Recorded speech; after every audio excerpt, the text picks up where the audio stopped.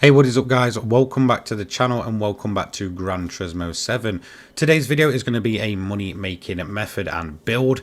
The reason for this is because I put out a poll last night and asked you guys what you wanted, and basically 75% of you turned around and said you wanted more builds to grind with, which is understandable because when you're only limited to a few events, it's always good to have as many different ways as possible to take on those events.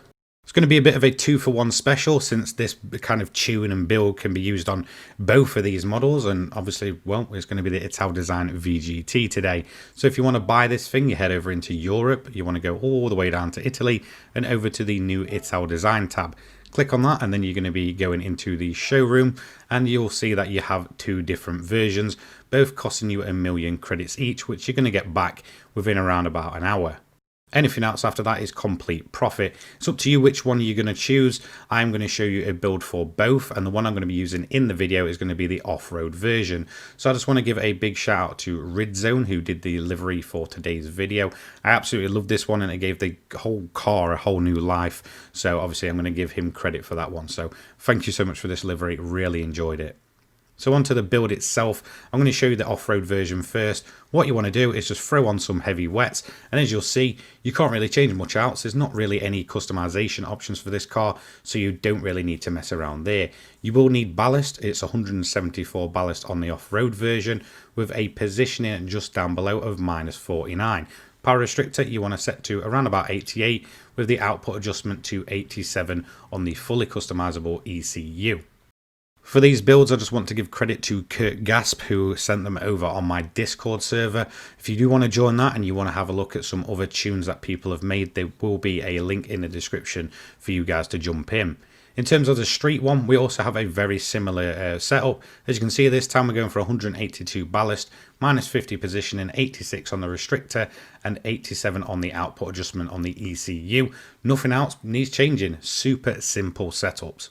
So both of these setups are all set up and ready. So you want to head over to Europe, go over to France and to Le Mans. It's the 24-hour Du Mans racing circuit.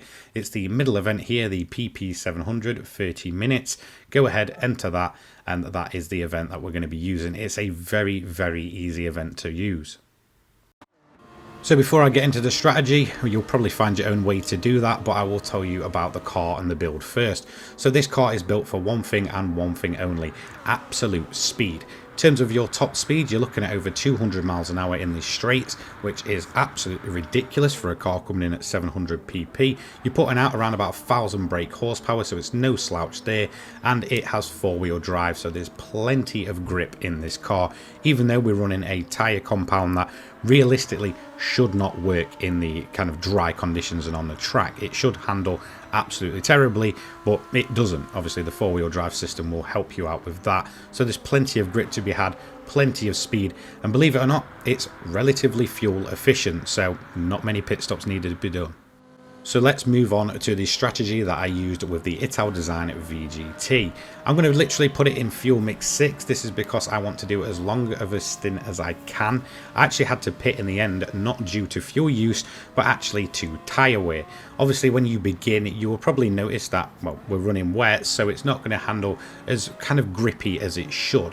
You also notice that in dry conditions on wet tyres, the tyres will take a lot more wear than they usually would. It's never too bad though, the fact that this is four-wheel drive. Tyre weight doesn't really come into it until they're absolutely gone, and it will mainly be the rear tyres that will wear themselves off first.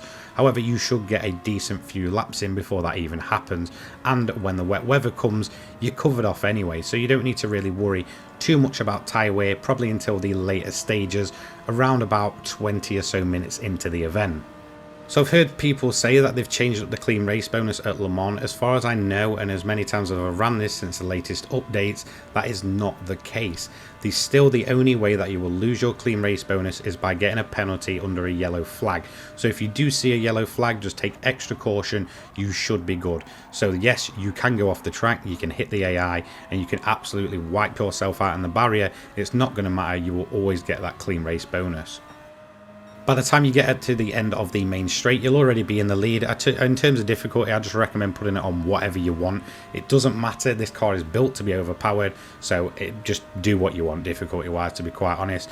Personally, I just run it on easy. It does give you the chance to do the extra lap or so without having to kind of worry about the AI catching you.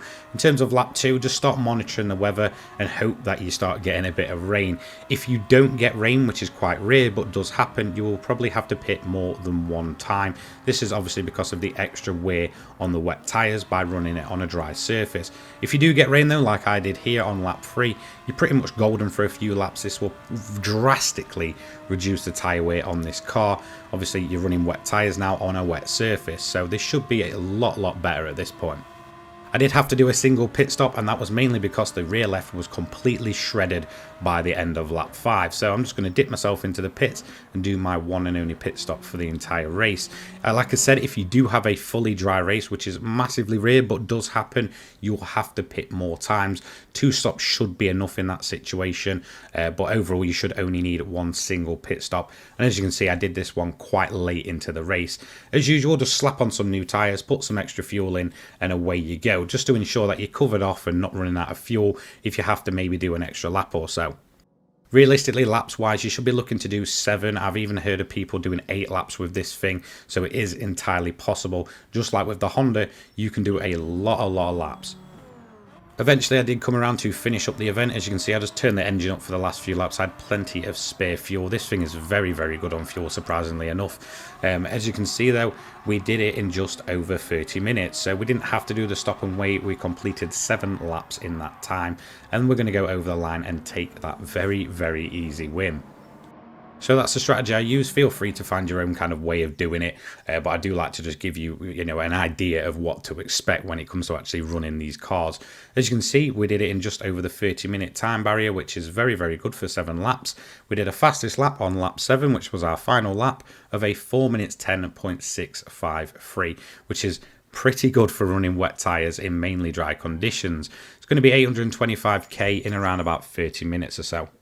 So there we have it, a very simple and easy money method for update 1.30. I absolutely love it when a VGT build actually works for grinding because they are so easy to set up. A lot of them are very restricted to what you can do. So things such as the Red Bull and this are very simple to set up and very easy to run. As well as the extra fuel economy, decent tyre life. This is a very good car for 1,000,000 credits, and you're going to be earning that back in absolutely no time. So I fully recommend actually trying this one out. So that's going to be it for today's video. Thank you so much for watching. Don't forget to like, comment, subscribe. I will bring you GT7 and motorsport content each and every day for your viewing pleasure. I have my Discord, my Twitter, and my donation link down in the description down below. Thank you to my sponsors, the Controller People and Poggers, as well as my channel members. You're all absolutely amazing. I will see you all later. Have a fantastic day. Peace.